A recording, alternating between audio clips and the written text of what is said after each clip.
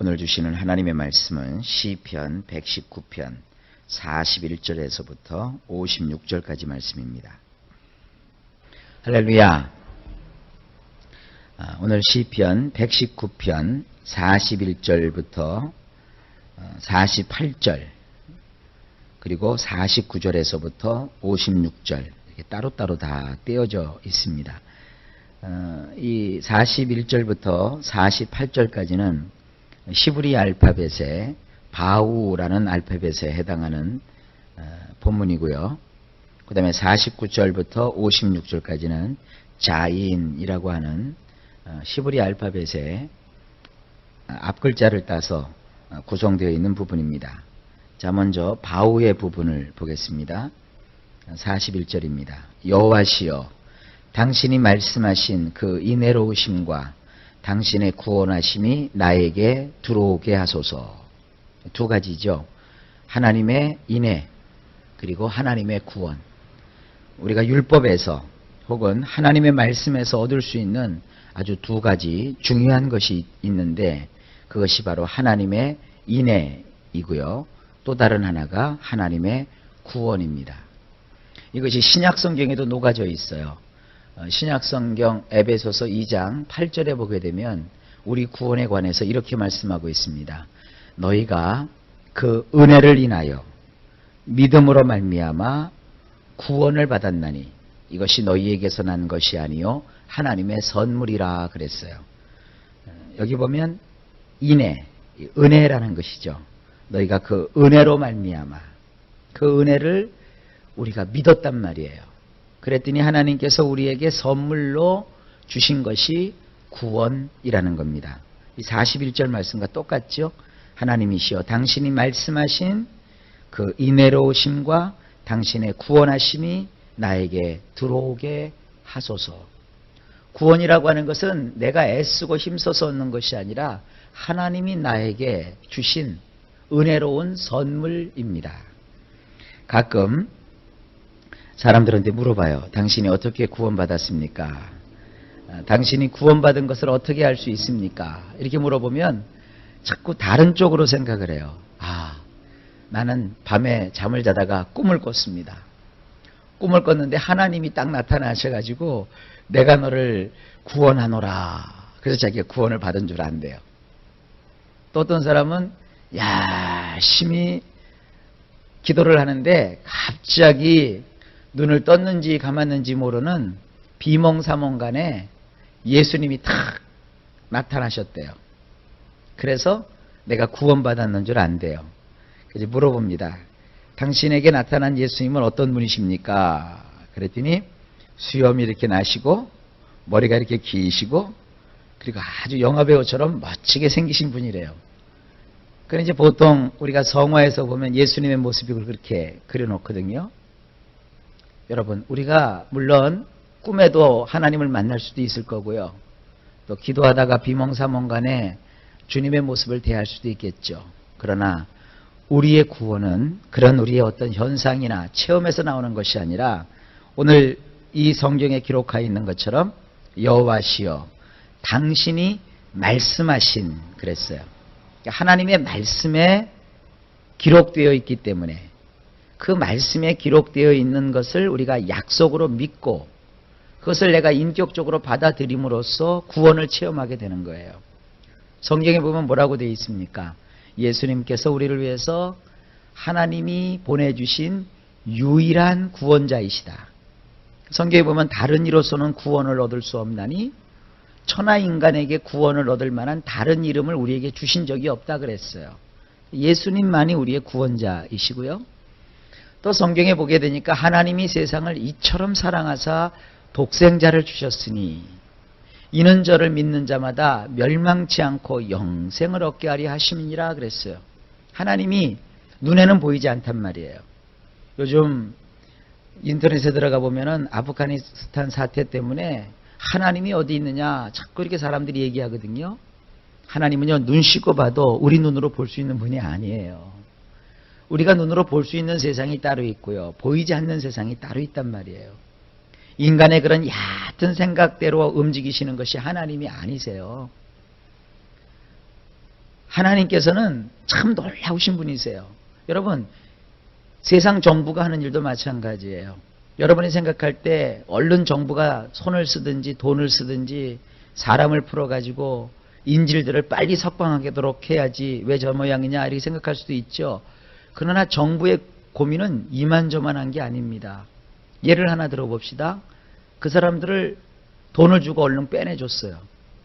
그럼 그쪽 사람들은 정식 정부가 아니라 그야말로 사악한 집단들이거든요.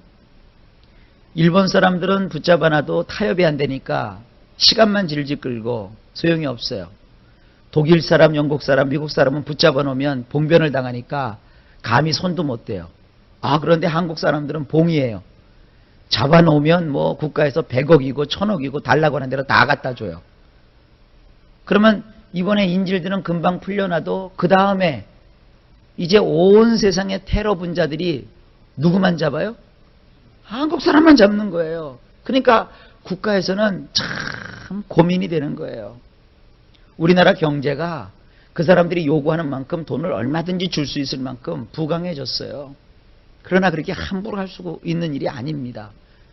그래서 이걸 협상을 해야 되는지 말아야 되는지 이들을 죽여야 되는지 살려야 되는지 고민이 많을 거란 말이에요. 왜 가뜩이나 어렵고 힘든 국가 일을 하기에 바쁘고 세계 정세에서 아주 살아남기 위해서 애쓰고 고군분투하는 정부를 향해서 그렇게 어려움을 주냐 이거예요. 일본 같은 데서는 그렇게 해외에 가서 그렇게 억류가 돼가지고 풀려나오면 나중에 그 가족과 그 식구들한테 국가가 세금을 물려요. 벌금을 물리거나. 그래 좌우지간 아주 골치 아픈 일이 지금 터진 거예요. 백성들은 자기 이익을 따라서 생각하기 때문에 다른 사람이 당한 불행 그거 뭐 이렇게 저렇게 해야 돼 말이 많죠. 그러나 막상 당사자들은 오열이 터지죠. 얼마나 괴롭겠어요. 두 가지 중에 하나를 선택하라면 참 힘든 일이 있습니다. 그래서 모든 일에는 앞이 있고 뒤가 있고 양면이 있는 거예요. 그러니 하나님께서 하시는 일은 참 복잡하신 거예요. 그런데 사람들은 자꾸 껄핏하면 하나님이 어디 있느냐? 하나님을 믿으려면 내 주먹을 믿으라. 뭐 하나님이 계시다면 왜 그렇게 하느냐? 그럼 지네들이 하나님 해보지. 하나님 그러신 게 아니거든요. 성경은 늘 얘기하고 있어요. 당장 볼 때는 어렵지만 하나님은 모든 것을 합력하여 선을 이루게 하시는 분이세요. 하나님은요, 우리를 당장은 불이익하게 아주 어려운 일처럼 보일지 모르지만 주님을 믿고 신뢰하면 그 어려움이 풀려나요. 이런 게 신앙이거든요. 그래서 신앙에 있어서 참 중요한 게 뭐냐면 하나님의 말씀을 믿는 믿음, 그리고 또 그 믿음을 가지면 그것이 이루어질 때까지 끝까지 참고 견디는 인내가 필요한 것입니다. 어쨌든 하나님은 그렇게 말씀을 주셔서 독생자를 우리에게 보내주셨어요. 자기 아들을 보내주셨어요. 그래서 누구든지 그 예수님을 마음으로 믿기만 하면 하나님께서는 그 사람을 하나님의 자녀로 삼아주신다고 했어요. 또 성경을 보니까 영접하는 자, 곧 그 이름을 믿는 자들에게는 하나님의 자녀가 되는 권세를 주셨다. 기록되어 있단 말이에요. 그러니까 우리가 그 말씀을 어떻게 해요? 믿는 거예요. 그래, 예수님이 나의 구원자로 오셨어. 오직 예수님을 믿어야만 내가 하나님의 자녀가 되는 거야. 그래서 그 하나님의 자녀가 되는 그 길을 따라 내가 살아가는 거예요. 여러분 하다못해 관공서에 가서 뭐 신청서 하나 쓰려고 하면 양식이 있잖아요. 서식이 있잖아요. 거기다가 신청을 해야 서류도 뗄 수 있고 사건도 진행되고 일도 처리가 되는 거예요. 하나님도 마찬가지예요. 하나님께서는 하나님을 만나는 방법을 말씀에 기록을 해놓았어요.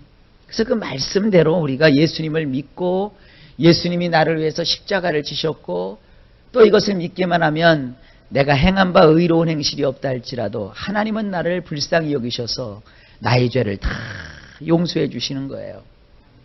여러분, 여러분의 죄가 용서됐다는 걸 믿으셔야 돼요. 목사님 그래도 자꾸 이 죄 지은 그 죄책감이 있는데요. 그 죄책감하고요, 여러분이 가지고 계신 죄책감하고 하나님이 우리에게 베풀어 주시는 죄 용서하고는 별개의 문제예요. 자, 예를 들어서 봅시다. 여러분이 자동차를 운전하다가 신호 위반을 했어요. 그래서 신호 위반을 했는데 걸렸어요. 그러면 벌과금이, 범칙금이 부과가 되잖아요. 자, 범칙금이 한 5만 원 나왔다고 해봅시다. 그럼 어떻게 돼요? 그 교통경찰 붙들고 울어봤자 소용없어요. 교통경찰이 뭐라고 그래요? 한번 발부된 것은 나도 어떻게 못합니다. 빚을 내서 갚든지 뭘 해서 갚든지 당신이 그 죄를 처리하세요. 그런데 나는 돈이 없단 말이에요. 근데 고마운 분이 나를 대신해서 범칙금을 납부해 주었어요. 그러면 내가 범칙금을 납부할 책임이 이제 있어요, 없어요? 없지요. 그러나 뭐가 남아요? 인간의 도리가 남지요. 어떤 도리예요? 나는 갚을 수 없었는데 저 사람이 내 대신에 5만 원을 내주었어요. 그러면 나는 뭐를 진 거예요? 빚을 진 거죠. 어떻게든지 내가 5만 원 이상 가는 그 고마운 마음을 그 사람의 표현을 하든지 아니면 내가 나중에 돈 벌어서 갚아야 되는 거예요. 그럼 부담감을 가지고 있죠. 그리고 또 하나는 내가 다시는 이런 신호 위반을 하지 않을 거야. 그래서 어떤 때 신호 위반하고 싶은 마음이 굴뚝같이 있는데도 아이고 좀 참지 뭐 한 10초 늦었다고 해서 내가 뭐 인생 끝나는 것도 아닌데 그 전에 같으면 후딱하고 위반했지만 그래도 고기만 오면 저기 교통경찰이 코너에 숨어 있을 거야. 그리고 나서는 내가 위반을 하지 않아요. 그런 거예요. 하나님께서는 우리가 예수를 믿으면 우리의 모든 과거, 현재, 미래의 죄를 다 하나님께서는 용서해 버리세요. 죄가 없는 것처럼 만들어 버리세요. 그런데 우리는 인간의 양심을 가졌기 때문에 어때요? 내가 왜 그때 그런 짓을 했을까? 참 믿는 자로서 나중에 돌아보니까 이런 일을 하면 안 됐어. 근데 내가 왜 이런 일을 했는지 몰라. 다시는 이런 일을 하면 안 되겠어. 그런데도 자꾸 내가 이런 일에 대한 충동을 받는데 나는 별 수 없는 인간인가 보다. 그런 게 일종의 죄책감이란 거예요. 하나님께서는 뭐라고 하시냐면 그 죄책감만 가지고 있지 말고 이제 너희 마음을 새롭게 함으로 변화를 받아 하나님의 선하시고 온전하시고 기뻐하신 뜻이 무엇인지를 너희가 발견하고 이제 그 뜻대로 살려고 노력해라. 하나님은 그렇게 하시는 거예요. 이렇게 말씀을 중심으로 해서 우리가 신앙생활을 하는 것입니다. 여러분 신앙생활할 때 감정을 붙들지 마세요. 기분을 붙들지 마세요. 오직 기록된 말씀을 붙들고 그 말씀대로 믿기를 바랍니다. 하나님이 된다고 하면 돼요. 말씀 속에 하나님이 안 된다고 하면 안 되는 거예요. 그러니까 말씀대로 우리가 살아가야 되는 것입니다. 자, 42절부터 쭉 보겠습니다. 그러면 나를 비방하는 자에게 대답할 말이 있으리이다. 실로 나는 당신의 말씀을 신뢰하나이다. 43절 나의 입에서 진리의 말씀을 눈곱만큼도 떨려나가게 하지 마소서. 이는 내가 당신의 샤파트를 소망하기 때문입니다. 말씀을 붙잡으면 하나님이 나를 다스려 주시는 거예요. 44절 나는 당신의 율법을 계속해서 영원토록 끝도 없이 지키리이다. 그래서 지킨다는 것은 말씀을 마음에 간직하고 산다는 거예요. 여러분 하나님 말씀을 신뢰하지 않는 사람에게는 하나님이 그 어떤 일도 하실 수가 없어요. 45절 나는 활개치며 이리저리 다닐 것이니 이는 당신의 교훈들을 내가 유의해서 살피고 있기 때문입니다. 여러분 말씀대로 살면요 겁날 게 아무것도 없어요. 말씀대로 안 사니까 들키면 어떡하나 걸리면 어떡하나 잘못되면 어떡하나 이렇게 불안한 거예요. 그러나 하나님의 말씀대로 살면 당당해져요. 돈이 좀 없어도 괜찮아요. 좀 못 배웠으면 어때요? 조금 실력이 부족하면 어때요? 내가 하나님 말씀대로 사니까 인생을 당당하게 살 수가 있어요. 살아서 주님이 함께 하시니까 기쁘고요. 우리는 죽으면 천국 가니까 영광스럽고요. 하여간 예수 믿는 분들은요 거칠 것이 없어요. 그것이 막 고집을 피우고 막 이렇게 생트집을 잡아서 그렇게 사는 사람과는 달라요. 말씀대로 살면 여러분 인생을 활개치며 거칠 것이 없이 담대하게 살아갈 수가 있습니다. 46절 심지어 내가 왕들 앞에서 당신의 증거들을 거침없이 말할지라도 나는 조금도 당황하지 아니할 것입니다. 47절 나는 당신의 계명들을 즐거워하나니 내가 그것들을 사랑하나이다. 48절 나는 내가 사랑하는 당신의 계명들을 향하여 나의 두 손바닥을 펼쳐들고 당신의 규례들을 숙고하리이다. 이 48절이 참 멋진 말이에요. 내가 뭘 사랑해요? 하나님의 계명들을 사랑해요. 그래서 나의 두 손바닥을 이렇게 펼쳐들고 당신의 규례들을 숙고한다. 깊이 생각한다는 거예요. 이 손바닥을 이렇게 폈다는 건 뭐냐면 하나님을 향해서 도움을 청하는 거예요. 하나님, 이 말씀에 있는 계명들을 내가 사랑합니다. 내가 하나님을 바라봅니다. 이러면서 하나님의 그 기록된 성경 말씀대로 내가 하나님 앞에 요구도 하고 하나님께도 나아가겠다는 거예요. 여러분 말씀으로 말미암아 하나님 앞에 이렇게 설 수 있는 저나 여러분 되시기를 주의 이름으로 축원합니다. 49절입니다. 여기 이제 자인에 해당하는 말인데요. 당신이 당신의 종된 나에게 소망을 주셨던 그 말씀을 기억하소서. 하나님 말씀은 또 우리에게 소망을 준대요. 아까 바우에 해당하는 부분에서는 구원을 주신다고 했죠. 이번에는 우리에게 소망을 주신대요. 50절 이는 내가 억눌렸을 때에 나의 위로가 되었나이다. 실로 당신의 말씀이 나를 살려주셨나이다. 여러분 인생을 살면서 여러 가지 어려운 일을 겪잖아요. 괴롭고 힘들고 짜증나고 이럴 때 여러분 어떻게 하세요? 어떤 분들은 괴로울 때마다 이렇게 술을 마신대요. 그리고 어떤 분들은 힘들 때마다 이렇게 막 자꾸 무조건 먹는데요. 먹으면 살찌고요. 술 마시면 괴롭죠. 몸이 얼마나 괴롭겠어요. 그런데 하나님 말씀을 한번 보세요. 하나님 말씀을 보면 어떤 일이 벌어져요? 위로가 된대요. 그러니까 하나님 말씀을 힘들 때는 읽는 것도 힘들어요. 그럴 때는 교회에 나오셔서 목사님 설교를 들으세요. 또 요즘은 인터넷에 들어가서 교회에 들어오시면 클릭해가지고 설교를 들을 수 있잖아요. 그래서 하나님 말씀을 자꾸 듣다 보면 우리 마음에 뭐가 생겨요? 위로가 와요. 그래서 어떻게 돼요? 살아나요. 여러분 예수를 믿으면 사는 거예요. 예수는요 사는 거예요. 여러분 절대 죽으시면 안 돼요. 인생을 말이죠 기쁘게 살아갈 수 있는 거예요. 주님 안에서 이건 기쁨이 있는 것입니다. 51절 거들먹거리는 자들이 나를 심하게 조롱할지라도 나는 당신의 율법에서 빗나가지 않았나이다. 세상 살면은 거들먹거리는 사람들이 있죠. 그러면 이렇게 얘기하세요. 그래 네 팔뚝 굵다 그러고 말아요. 누가 막 내 앞에서 자랑하고 내 앞에서 막 여러분 자기 잘난 말에서 살면 그런 것에 현혹돼 가지고 이렇게 부러워하지 마시고 그래 네 팔뚝 참 굵어 그리고 끝내버리세요.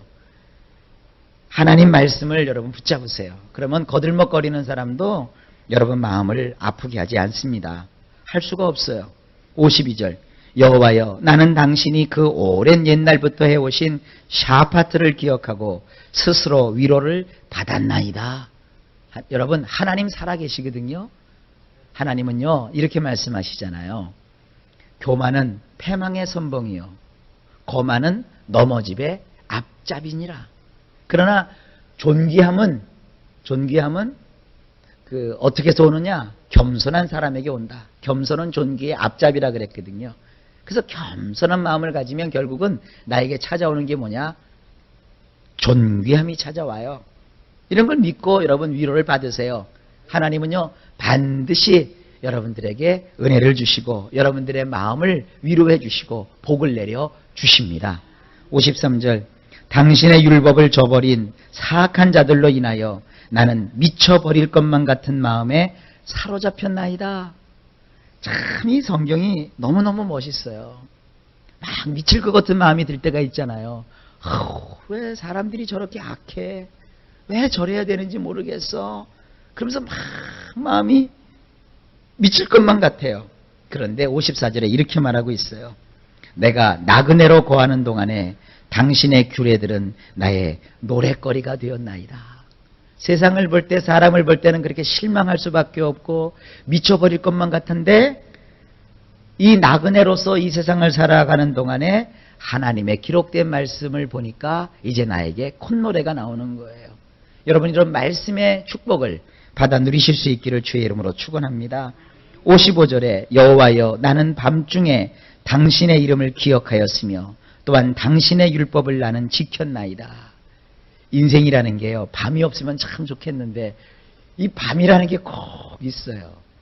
자, 지금 이 시간에는 어두움이 지나가고 밝음이 찾아오는 시간이잖아요. 우리 인생은 말이죠, 이 지구와 똑같아요. 아침이 있으면 점심이 있고, 점심이 있으면 저녁이 있고, 저녁이 지나면 어둠이 깔리고, 어둠이 지나면 밝은 새벽이 오는 거예요. 근데 인생들은 꼭 하루살이와 같아요. 아침에 떠오르는 태양을 보면서 야, 나의 인생은 벅차오르고 기쁘다. 그리고 중천에 떠오르는 태양과 같은 나의 인생에 밝음이 있으면 야, 그래 나는 성공했다. 그러다가 저녁 노을이 지고 어둠이 깔리면 이제 나는 망했다. 그리고 한밤중이 되면 이제 나는 죽었다. 그리고 먼저 가서 죽어버려요. 그러나 우리 인생은 그렇게 한 번에 끝나질 않아요. 다음날 또 아침이 오는 거예요. 여러분 그걸 아셔야 돼요. 이 세상에는 말이죠, 하나님 말씀이 아닌 소위 진리를 가장한 얘기들이 너무너무 많아요. 몇 가지만 얘기할까요? 첫째, 인생에는 기회가 3번 온다. 3번만 오지 않아요. 끝도 없이 하나님께서 기회를 주세요. 그래서 성경에 뭐라고 되어 있습니까? 의인은 7번 넘어질지라도 다시 일어난다 그랬어요. 7번 넘어진다는 게 뭐예요? 7이라는 게 완전 숫자거든요. 완전히 세상 말로 쪽박을 차도요, 하나님을 믿으면 다시 일어난다니까요. 그 다음에 또 한 가지는 인생은